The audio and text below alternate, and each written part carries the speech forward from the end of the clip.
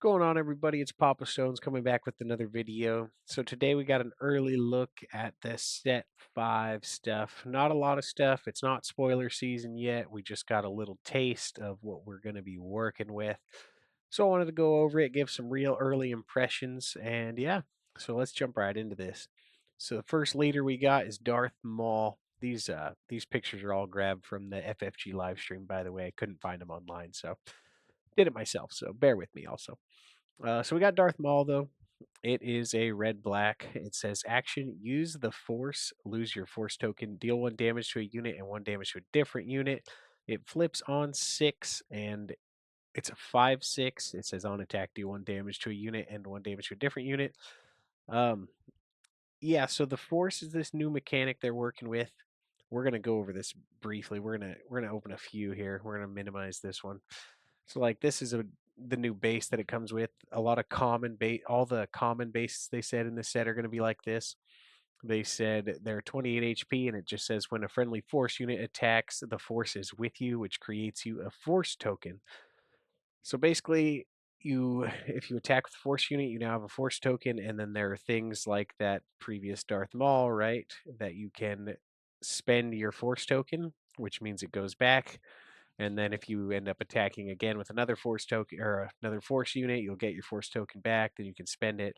That's kind of like the whole premise of how this force stuff is going to work. So for me, uh, Darth Maul is kind of rough, if you ask me. I guess you get to ping 2 units, right? That's kind of cool, but you have to ping 2 units. So if there's only one of your opponents and one of yours, you have to ping both. Um, I'm not 100% sold on Force yet.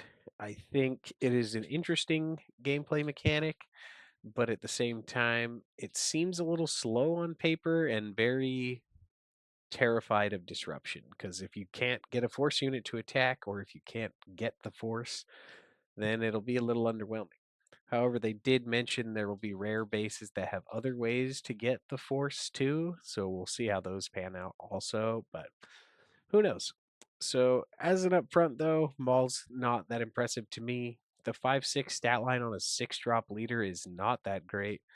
Uh, you got Bosk as a 5 drop, that's a 4/6, and this one is 1 turn later for 1 extra attack. It does not seem good.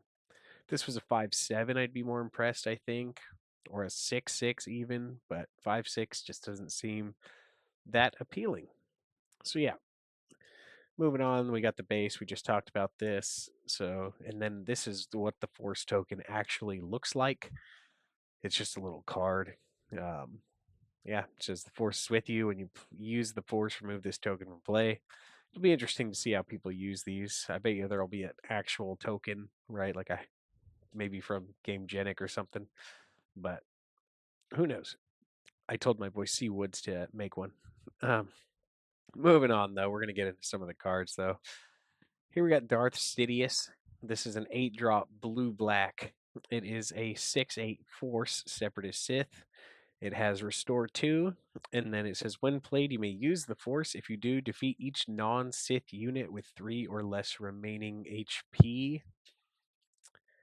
I mean, it's alright. I like the Restore 2. That's kind of neat, right? However, I figured it would be something a little better for 8 costs. Maybe I'm tripping, but I don't know. It's hard to say. I mean, in Mall specifically, right? You might be pinging their stuff down to below 3 HP, but it seems like they're going the route that a lot of things have high health nowadays. So you have to get things down to 3 health without killing it and then play this. And then also, obviously, the fact that if for some reason you're playing against another deck that is Sith, uh, this will kill them. This will kill your own non Sith stuff too. It's kind of underwhelming, to be honest. But we're gonna move on. We got Drain Essence. I think at least in the starter decks, the spoiler here. I think in the starter decks, the villainy kind of got the shaft here. Just an opinion though. This is a 2 cost blue black. It says deal 2 damage to a unit. It's also a force card. Deal 2 damage to a unit. The force is with you, which creates your force token. Um, this card is worse than Daring Raid. right? The only thing about this is it gives you a force token, right? Because other than that, you're paying one extra, and it can only damage you, and it can't hit base. Um, I don't see a world where this is any good. Next up, we got Darth Maul's lightsaber. 3 cost red black. It says attached to a friendly non-vehicle unit. When played, if attached unit is Darth Maul, you may attack with him. For this attack, he gains overwhelm and can't attack bases. It's +4/+2. Um, Me personally, I would have preferred the stat line to be less aggressive, like a 3/3 or +2/4 even to make the health better. But I mean, if you play this on your Maul leader on your flip, then you're hitting for 9 with overwhelm, I guess. You become a 9/8, but if it was a 3/3, I'd much rather be an 8/9, right? So maybe that's just kind of nitpicky, but I'm also generally not a fan of upgrades, so it's hard for me to judge them. But getting overwhelmed's kind of cool, so it could be okay. Next up, we got the Scimitar. It's a 4 cost black Sith vehicle transport. It's a 3/4, and while this unit is damaged, it gets +3/+0. It's the stats are too bad for me. I mean, I guess there's a world, right, in Maul, or if you're playing like an IG-2000 or a War Juggernaut or something along those lines, while this is ready, you could ping it to end up dealing 6 damage. It becomes a 6/3 then. That could be okay, but there's 3 cost spaceships that are 3/4. There's a couple 3 cost 3/2 or 3/3s, like 3 cost 3/2 with ping. Like there's just so many better spaceships than this. I don't really imagine it will be that great unless you're very into the self ping aspect of it. It could be a build around, think like a Saj or something like that. Like you could ping this in another spaceship and then attack for 6. Like that'd be kind of cool. But standalone, the stats kind of turn me away from it. I think this is the last villainy card. It's Savage O Perez. It's a 6 cost red black force knight, and it is a 9/6. So the stats are absurd. It has overwhelm, but when played and when defeated, you may use the force, and if you don't, deal 9 damage to your base. So the problem with this is you have to play the card, and I mean, assuming you're playing one of the generate the force bases kind of things, right? You're not playing ECL, which is immediately where my mind went with this. You have to play the card, and then keep your force token or spend your force token that you already hopefully have when you're playing this to not take 9 damage. Then you would have to get an attack in with another force unit and hold on to your force token just to make sure you're not taking so much base damage, right? Like there's a world where you play this, you don't think about your force token, you take 9, they power the dark side, you take 9 more. You just took 18 damage from playing a card. It's just too downsidey, right? Like if it was one or the other, if it was when played or when defeated, I would not hate this. I would think this card would actually be probably pretty playable. But since it's both, it's very complicated to play around. So me like if there's a million ways to generate the force in between actions and stuff, sure that'll be fine. But standalone, it just doesn't scream like something that would pair very well, if you ask me. Moving on, though, we're going to get into the more exciting stuff here. We got the hero stuff. We got Qui-Gon Jinn. It says action, use the force, return a friendly non-leader unit to its owner's hand, play a non-black unit that costs less than the returned unit from your hand for free. And then it flips on 6 as a 4/7. It's Force Jedi Republic. And when this unit completes an attack and survives, you may return a friendly non-leader unit to its owner's hand, play a non-black unit that costs less. This is the same thing, basically, right? But it's on attack rather than use the force. So flipping on 6 always is never that fantastic if you don't have to. But still, as a 6-drop leader, this one's actually pretty cool. I think if you can establish easy ways to make the force work, this will be super good with like when played effects, right? Because like my thought process, say it's later in the game, right? You turn 7, you play a Luke Skywalker, the old school Luke Skywalker. You give someone -6/-6, then say you pass from there, right? Like you don't have a force token or nothing, and you don't have to, whatever. So next turn you passed, you attack with the Luke, you get your force token back. You then return the Luke to your hand and play something 6 or less for free, whatever it may be. Say Obi-Wan, it could be Kira, it could be the new Ahsoka. Tons of decent options, right? When played style. It could be a new card we'll see later also. But you do that, and then you can play the Luke again, like because you've already got your attack, you restore your effect. Now you get to get the effect again. There's going to be some really nasty ways to work around this. It seems pretty fragile, right? You're definitely going to have to try and keep your force stuff kicking, and you'll have to keep the chain alive if you want to be doing things like that. But I think this one is promising, so we will see in the future. Moving on though, you got the green base, the same thing, right? 28 HP, gets you a force token when a force unit attacks.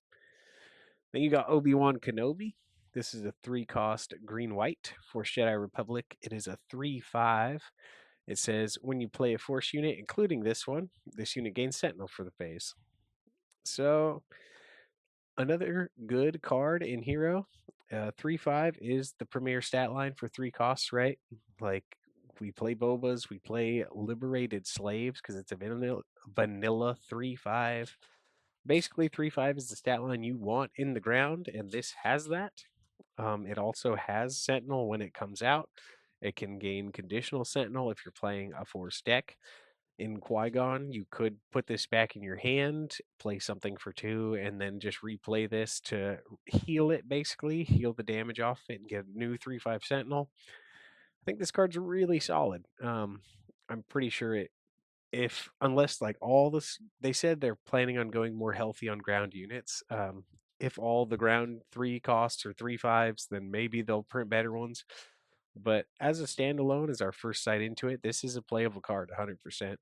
So there is that. Next up, we got Anakin Skywalker.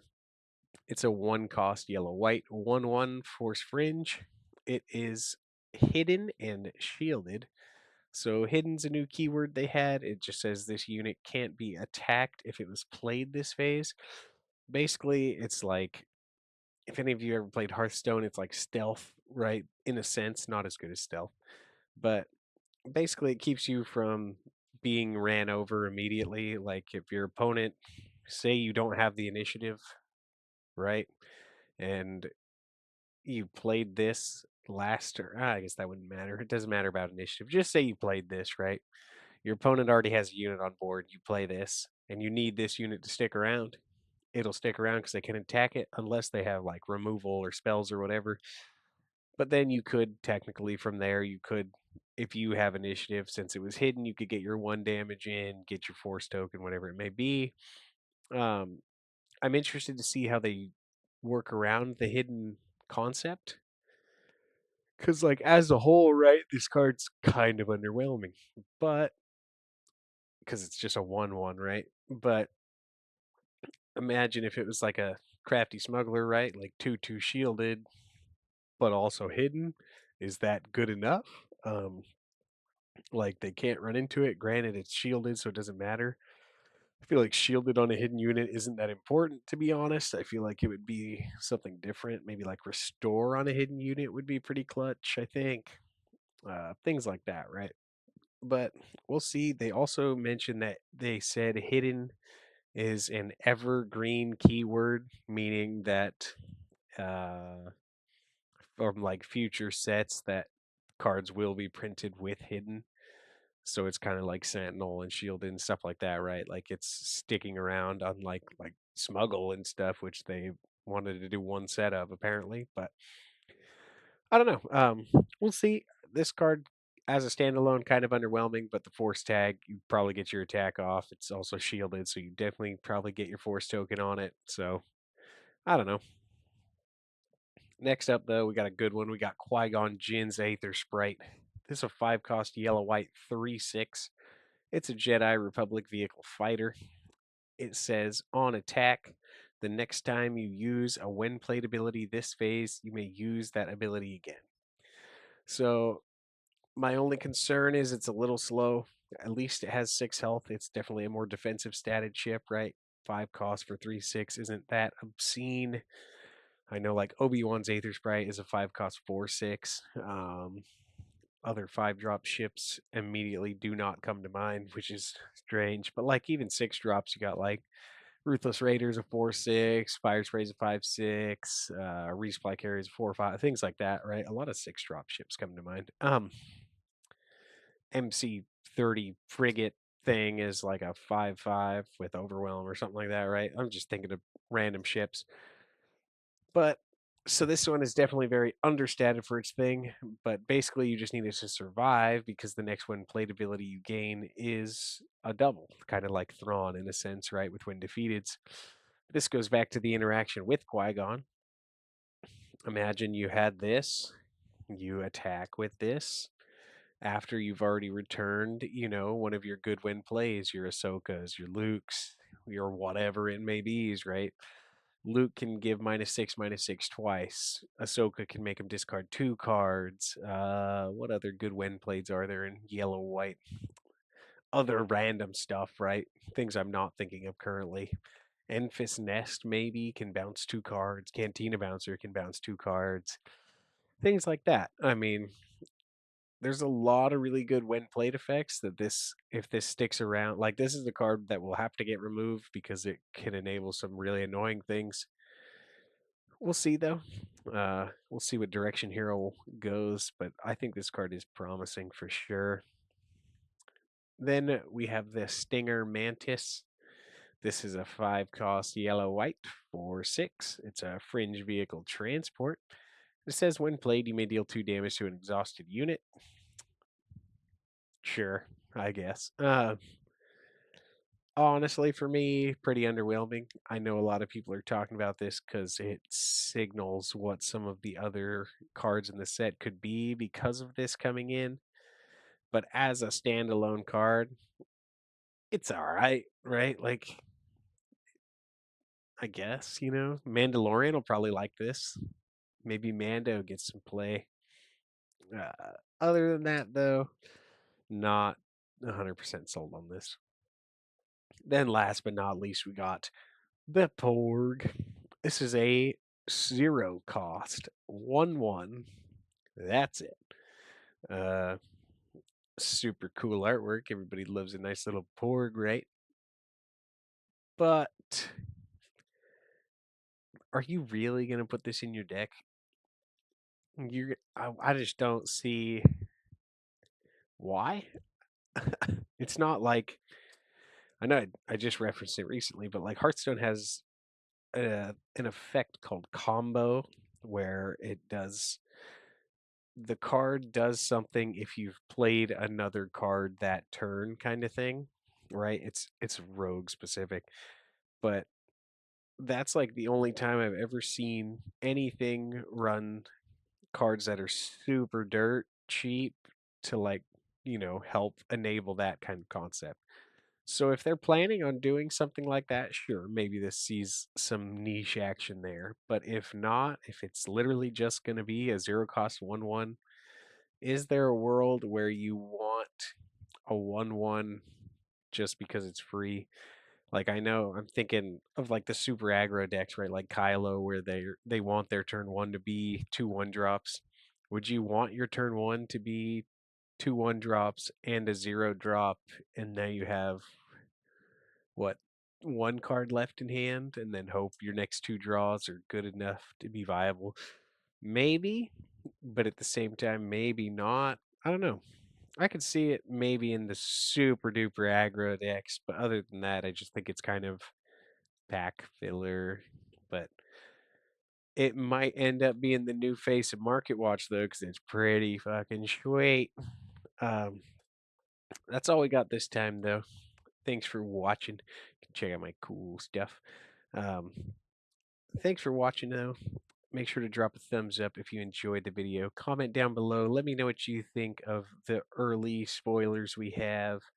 Granted, we probably won't get more spoilers for another month or so, maybe two. I don't know. I forget how later it is. They did it the same way last time. It was show the starters, then break, and then they get into like spoiler season, right?